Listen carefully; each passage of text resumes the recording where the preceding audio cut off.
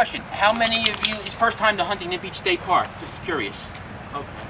Huntington Beach State Park is one of the premier birding locations along the Atlantic coast, without a doubt. And it's certainly the premier birding location in the state of South Carolina. They have a bird list of over 300 birds that have showed up in the state park over the lifetime of its park, which is a pretty impressive number. That's a really impressive number. And right now we're in the middle of migration. Spring migration is April and May, birds heading north. Fall migration, September and October, birds heading south. Now some birds are short distance migrants, like the robin. A robin wintering in Massachusetts or New Jersey might just travel to North or South Carolina for the winter. Most of the other birds, the smaller songbirds and the shorebirds, the sandpipers, are long distance migrants. South Florida, Central America, and even South America. So a lot of these small sandpipers we see, that many of them look alike, they bred up in the high Arctic, way up in the Arctic Circle. They've got a long, long journey.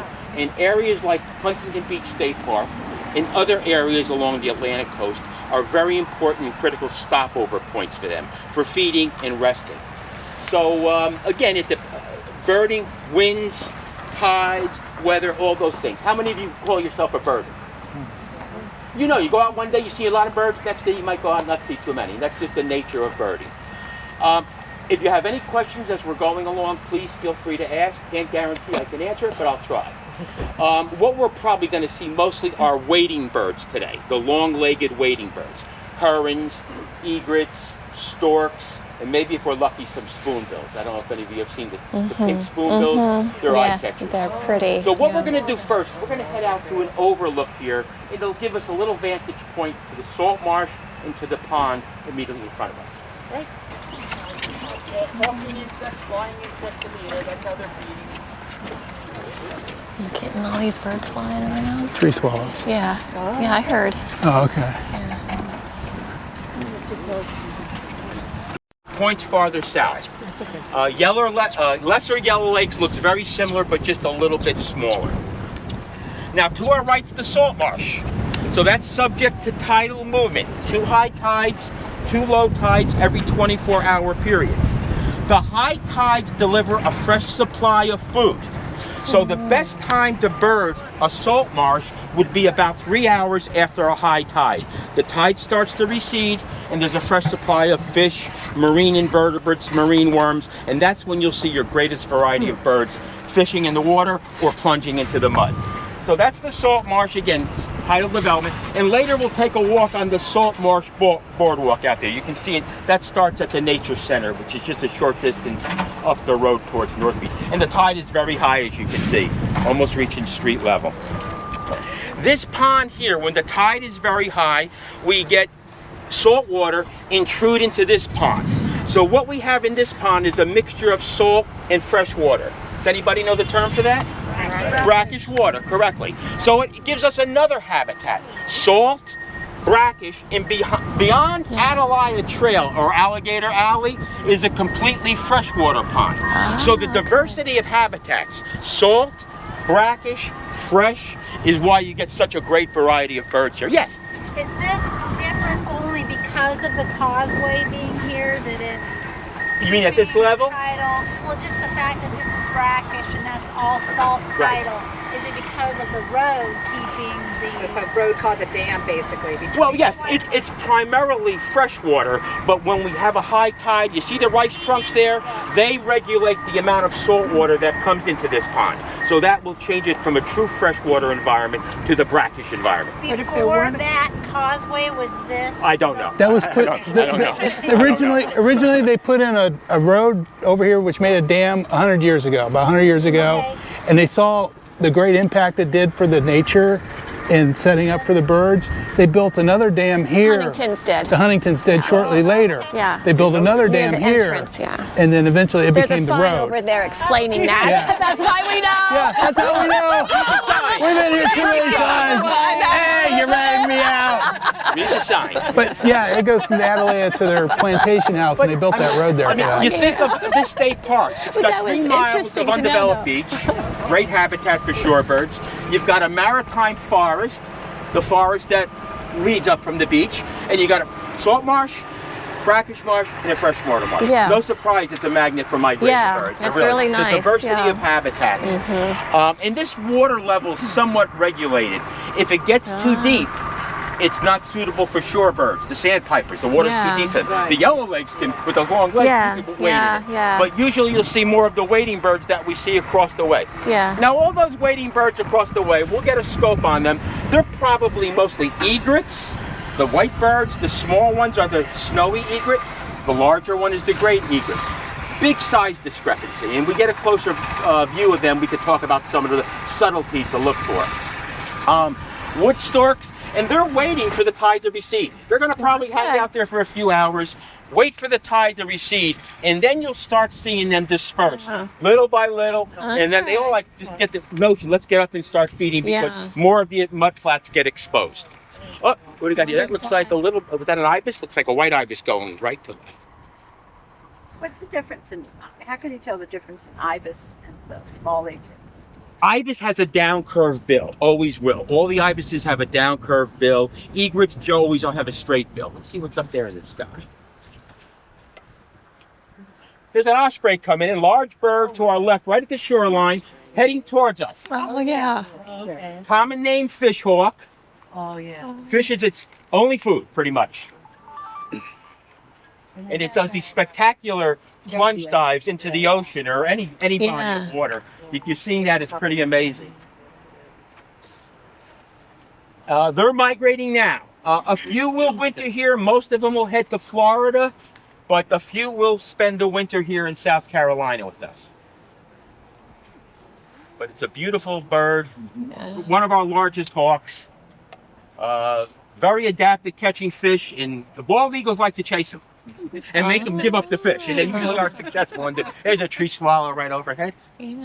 More tree swallows. So that's what we've been seeing out in the ocean, grabbing fish up. Ospreys? Probably. Most likely. Or pelican. I mean, you could tell an osprey. Pelican, yeah. Right. But most likely. I thought it looked like a diving hawk. bird would be an osprey. Yeah. But again, our tree swallows here, they're moving down from the north, and they'll be arriving in great numbers. And the snowy egret gets confused with the larger white egret, the great egret. Size is a great way to tell them apart, but if you focus on their head and beak, the great egret will always have a yellow beak, always. A snowy egret will always have a black beak. So that's a good, quick way to differentiate the two. Great egret has a yellow beak. Black beak, usually, black. The great egret would have the yellow beak. We'll see if we can get a great egret probably across the way there. And the other one was what? With the wind being what it What's is, the other egret? birds love it. Snowy. Snowy. And it's a black Very little beak, flapping, right? especially a turkey. And he said black. Now you'll watch the swallows, they'll skim right across the water's edge to take a drink. You'll see them dip into the water or to skim insects right off the surface. This one flying. Yellow feet, Always. black feet. So that's the Currents great always egret. fly with their necks crinked, never extended, never extended. Wood storks, the neck will be extended. Swans extended. Snowy but egret. What about the egret? currents. Egrets, no. Coiled neck will be coiled. Okay. You'll see like that little thick throat there, but that's their neck being coiled. So you can't tell an egret from So that's Black feet, that's a great. black beak. Yes, yes, yeah. That's a snowy. So that's a snowy. Yeah, because it's got the black beak, right? There's another heron to the right of the two snowies called a It helps hit tricolored record. heron. I've got that in the scope if you want to take a look at that. Tricolored, tri meaning three. Grayish blue on the back, white belly, which is a very key mark for that bird, and a little bit of chestnut, reddish chestnut on the neck. Oh, and who was he's to that? the right of the two snowy egrets. Is he still in the view now? He is. Okay. Who was that again? What bird was that he was just describing? Go right ahead. Help yourself. They just chased him off. Oh, they chased him off? We'll see if we can get another look at him somewhere. Oh, he's in front of it now. He jumped off the board. He's moving right to left. Just as now he's moving. There we go. He's a tricolored. And how did you describe the tricolored heron again? Bluish gray on the back, Bluish gray. Okay. chestnut on the neck. That's an adult. The young birds would have more chestnut here, and the white belly is key. The white belly is key because if you look, that makes that one stand out. Yeah. The white belly on the tricolored heron is And the field mark to chestnut. look for.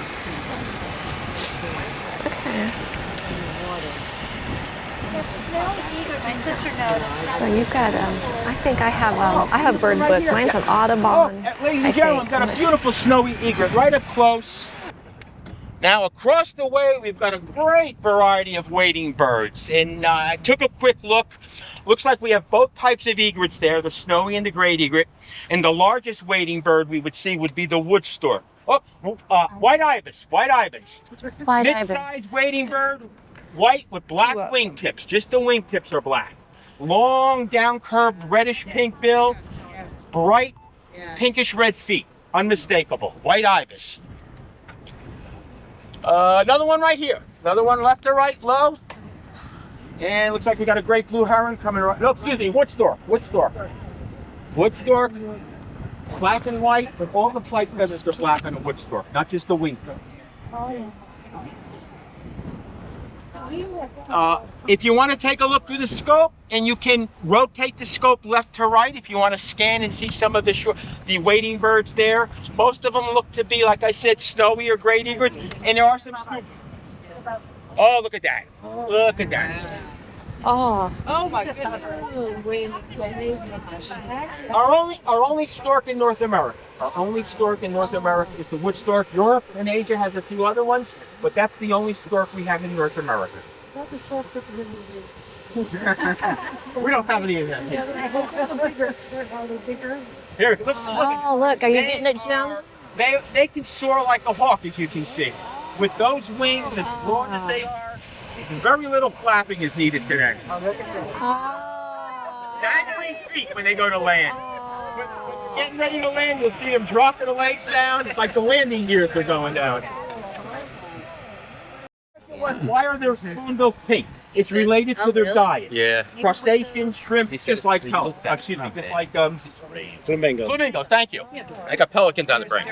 Instead of spoonbill too. Yes, there are. Yeah. This was Yeah. a rose. Roseate spoonbill. Yep. There are other spoonbills. This is the only one we have in North America, just a roseate spoonbill. But there are spoonbills in Europe and Asia. Yep.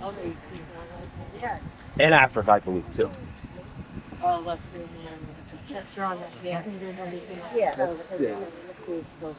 Anybody up in that? They're closely related. Oh, you're That's one fine. of the reasons. Vultures and storks are closely related. They used to associate vultures with the birds of prey. Now we put them more with storks. So taxonomically. Yep, taxonomically they're closer to a stork than a bird of prey. Huh. Interesting. And you can see if you got binoculars, you can see his beak is open. Yeah. And he's plunging that open beak, and Huh. And sometimes you'll watch, they'll take one of their legs and feet and they'll stir up the water. You'll see it move it to kind of bring up any prey that might be hidden. Get something to move. There he goes, you just saw it do it now. I missed it. Shoot, can't see. Nature always figures it out. Nature always figures it out. If there's a problem or a challenge, nature will figure it out if you give it a chance.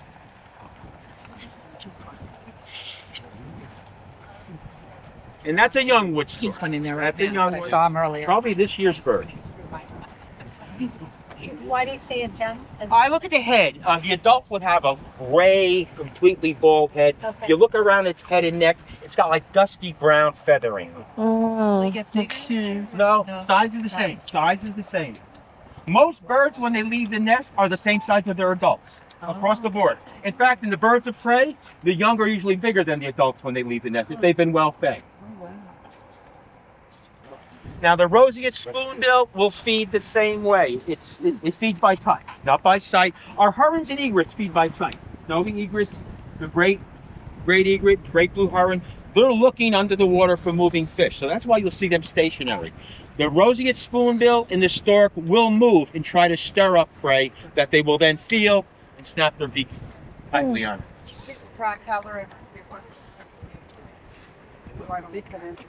Let's see. Let me look. Oh. It's just coming out to the water. About 3 feet to the left from the That's a tricolored heron again. Look at the chestnut on its neck. Streaked white chestnut. But that white belly. Look for that. Here he comes right towards us. Thank you. Look for the white belly in flight. He's That's what tells you it's a tricolored heron. Oh, look at that. Oh, yeah. Thank you. And you see pale greenish yellow legs, and on the boom. They love that. Pretty, right? I'm going to talk to the ranger about leaving that there. Yeah. That bird did exactly what he wanted to do. And the younger tricolored herons have the chestnut on their neck. When it's a full adult, it will not have any of that chestnut on it. Oh. So that's a young. Oh, we got some movement there. Here we go. We got some movement. Down here. Left to right. They're going to look for maybe some areas where mud is exposed. I don't know. I can't believe the tide looks awfully high. I can't believe they're not moving into the marsh yet. They're just making a little short little distance move. Like Christmas trees with white ornaments. Yeah. Oh, I see. Oh. Along the edge, I'll take a look and see if we can find some. Oh.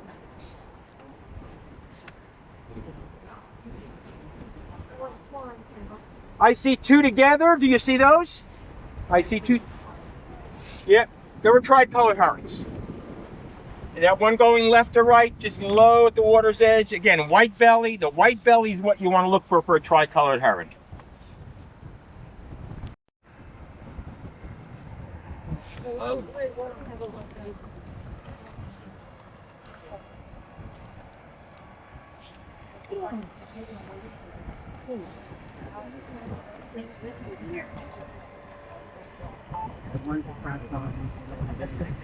I've got the little blue heron in the scope here. And he's an adult because he's all slaty, grayish blue. The confusing thing, a juvenile little blue heron is entirely white and it looks like a snowy egret. It's very confusing, but the bill color again is very different. But as they age, the juvenile little blue heron will develop these patches of slaty blue-gray, and it's a confusing bird if you're not used to it. You see a white bird with patches of a slaty blue-gray, and that color just dominates as they get older. So the little blue is all gray and gray. That's an adult. If it's adult, it would be totally that bluish gray. Do you see it, Joe? No white belly at all.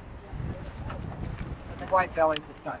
White belly's a tricolor. That's how a great way to tell them apart. From a distance, they look similar on the back. They have that slaty blue-gray look. Which birds will overwinter in the area? Here, both egrets will. The wood stork could, depending on the severity of the winter. But most of the herons and egrets can winter here. Gulls will winter here. What about any of the sandpipers, like the sanderlings? A few will. Most of our sandpipers head to parts much further south. But a few will winter here. A few can. There's some flying. Little blue heron, nice. Oh, we got like two of them. Little blue low, left to right. All slaty blue gray. No white belly at all. Another little blue in the air, left to right, over the causeway. Yeah. Is it the little blue here? Oh, we got to get him in. Oh, here comes an Dingo, right on cue.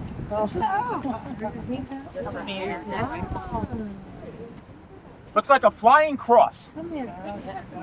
Very thin up front, very thin in the back, long thin wings, but a great flyer for a large bird. It soars regularly. Oops, I'm sorry.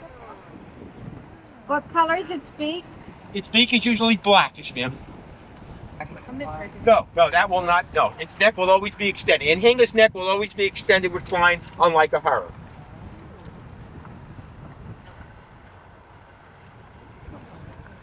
And he's a much better flyer than a cormorant. A cormorant couldn't fly like that. Okay. When a cormorant's flying, it looks like it's not gonna make it. It's struggling. It just looks like it's not gonna make it. It's so windy today. Ready to stall and just plunge into the water. Always a struggle with a cormorant. Reddish, pinkish legs and toes. Coming towards us. Thank you. Black wingtips. White bird with black wingtips. Focus on that beak, down curved beak. Oh, yeah, Look at the color of the beak. Oh, beautiful. Look at that. Thank you. I'll tell you next week.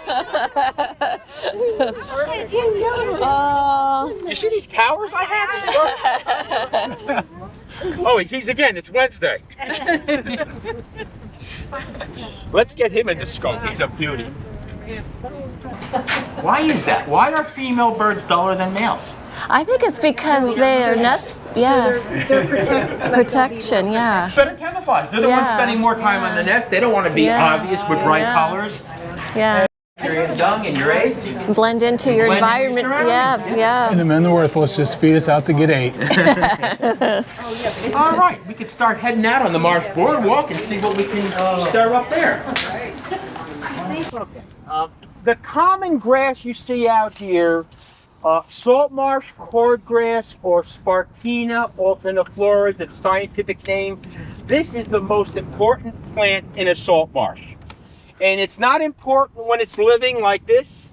It's important when it's dead Oh, like really? this. Oh, wow. This breaks down into an organic matrix called detritus, microscopic organic nutrients. And it's the foundation of the salt marsh food chain. So the minute microorganisms, marine invertebrates, shrimp, will feed on this, and it's the foundation of this entire food chain. Because many times people say, why don't they rake this all up? That's the important stuff. We don't want to rake it up. You need to keep it. But that is it's usually an unknown fact that this plant here is the most important plant in a salt marsh habitat. And say the name of it again. Spartina alterniflora, or its common name, salt marsh cordgrass.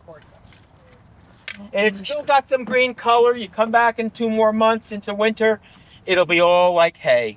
Brownish, different color. It's still beautiful, but a very different color. It's nice to watch it change from that to the bright green in the spring. It really is. But Do birding groups all winter? I'm sorry, ma'am? Do you lead birding groups all winter? This program ends at the end of October. It's through October. I'm going to see if they will extend it. I don't mind birding in the winter. It's another great time. You want to head? Let's head out then. Every Wednesday, 10 a.m. Check this one out up here.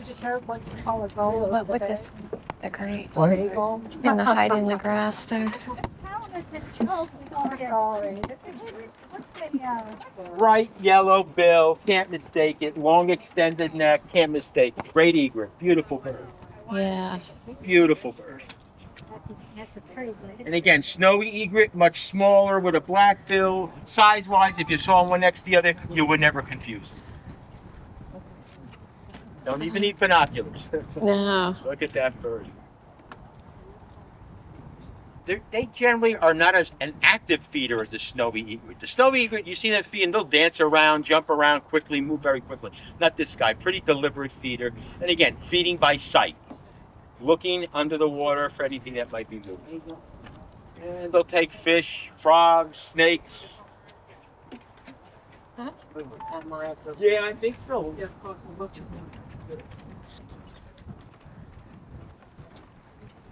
Watch him struggle. I can't make it. He's struggling. Nearly as pretty. No, not yet. Yeah, I bet your puppy. So here's the bird that's frequently confused with Anhinga, the double-crested cormorant. That's the we think we do cormorants on the East Coast, double-crested and the great cormorant, but this is by far the most common one. These are younger birds. You can tell by the pale neck, and if you look closely, you can see a nice hook at the tip of the beak. Bright yellow beak. Some yellow, bright yellow facial skin, and a real hook at the tip of the beak. And they love fish. That's their primary food. But it's considered a bird, not a duck. Yes. What's the main difference? Ducks are birds too. Okay.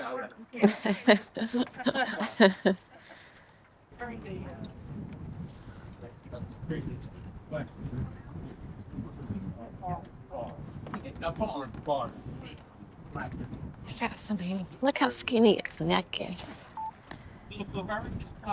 Little blue, you see all ladies in gray. Oh, there's. I heard it go last time. That's another great one. Woo! Woo! I've been whooping in the wood. Woo!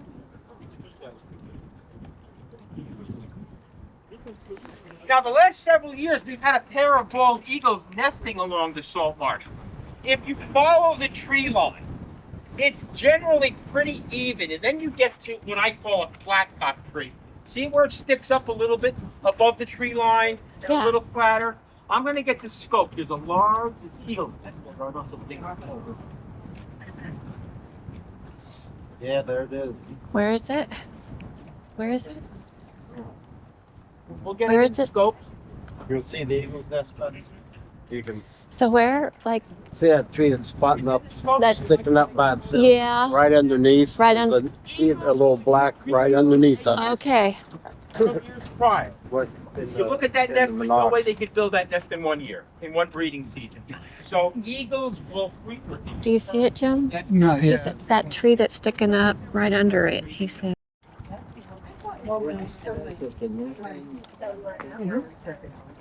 There's one flying.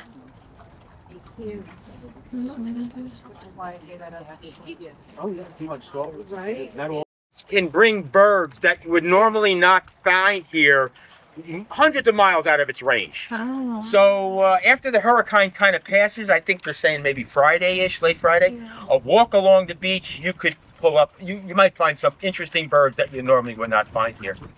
Okay. It's Find their way back to where they need to be. They usually will. Well, maybe do we want to do that? I don't know yet. Yeah, I don't know yet either. Because Because that's right. We're thinking of Of leaving. course. Okay. So read before you go out or when you get back in from your trip. Okay. Yeah, there's a local water pond at a pond right. You ready? Yeah. Okay. Yep. Where did you go before you came up there? We were on the overlook that looks over the brackish. We do this walk every Wednesday at 10. So if you want to be up here, a resident. I'm only here for 4 more days. Okay, well, we're glad you're able to make some of it today. Thank you. You're welcome. Okay. Enjoy the rest of your visit. Thank you. Yeah. Yep. So we got to learn a little bit about the birds that are in Yeah, here. and the environment a little Yeah, bit the too. environment and Yeah. what they are, and we won't remember them. And I wrote stuff You down, so wrote it's gonna stuff help down? me. Yeah. So She's like, gonna help me edit these videos because Yeah. she's gonna make sure I get the names up right. yeah, I'm gonna go back and look in my little book. That's gonna be on Pearl. So very interesting. See, it's very helpful when you're with someone that knows a little bit Yep. about it when you're new, because this is our first. Pick up your feet. That's kind of why I haven't done too much because, yeah. So this, now that I know a little bit, Yep. it'll be helpful. You know what I need to do is get a photo album and Uh-huh. take pictures of some of this stuff, and then I can name them. And Then she needs a camera. no, I can use my phone. Okay. Yeah, like get the the closer ones, or use. I don't know if you can get Snap one off of this. Yeah. That's how you do that. You practice, right? Yep. You get your binoculars, your descriptions, and it'll take me several Let's see, the times. water's already gone from here. Oh yeah, so maybe it'll And be there, down. almost. Yeah, it's going down. Yep, tide's starting to go out. Good. Did you still want to do Adelaide? I don't see why not. Okay. Gonna do this again next I year? would like to. Yeah, we can because do this the again. more you do it, the more the stuff will. We'll see. Maybe, maybe not. Is that a bird out there on the island? Could have done it a couple times. While we were here? Yeah. Yeah, I didn't know. Well, Now we know. now we know. Yep, we got to the pier. We got, well, this is the Marsh Walk. Yeah, the Marsh Walk. And I didn't know that about, we always call it the freshwater side, but it's brackish. Yeah. And then where we were yesterday by down Alligator Alley is the truly the freshwater. Yeah. So I didn't know that. Yeah. That's one thing nice about tides. It comes up, then it goes down. Yeah. Yeah, you can even see it going down under the bridge. It's not Yeah. up to the bridge anymore. Yep. We're recharging from after eating. We'll come back. Let's try this again. Head on back and get us some lunch. Still got kind of a busy day here, don't we? Yeah, but not. It's a good busy. Yeah. It's a relaxed busy. Would you say? Yep. We went birding, Yeah. and then we're gonna go on a little tour of the Adelaide. Adelaide. Yeah, Adelaide. So we'll Two, yeah. see And it's only $2 Yep. for the tour, so that's not bad. So we'll bring everybody along. Yeah. We've done the tour before, but this time we'll bring you all along. Yep, that and us, because we figure someday we're going to be watching all this. And when us too, memories. Yeah, memories. So. Yeah. And the kids too. They've been there. So. Yeah, they would. Yeah, not just us. It's also you guys and Yeah. us too. I can see us old when we can't move around anymore, sitting back watching all these old videos. Yeah, that'd be fun. Give us a thumbs up if you liked our video, and please subscribe by clicking the circle with our pictures on it. Thank you.